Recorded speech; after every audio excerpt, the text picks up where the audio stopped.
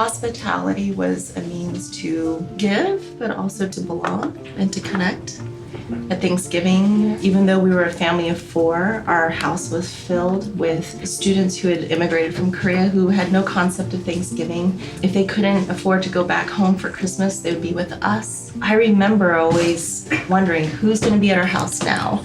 And that's something that really, through their actions, was instilled in me. Our home and our family is to be this place where people who we know well to people who we don't know well can come into our home and really have a sense of belonging and sense of connection. As I was reflecting on that, thinking about the story that I would share here, that really was birthed out of a place of, I think, deep loss and aloneness and isolation that my parents experienced living through the war, but then also coming as immigrants and really having to figure out their way of belonging and connecting.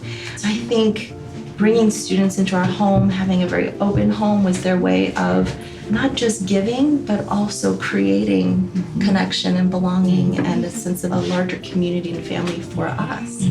It reminds me of how hospitality isn't a gift just for the visitor, but it's also the gift for the host. And that's something that my husband and I have tried to really live out and embody in our family of creation and with our children to really exemplify that. But I don't think I ever made this connection before that really hospitality was birthed out of aloneness and a need to belong and connect for my parents.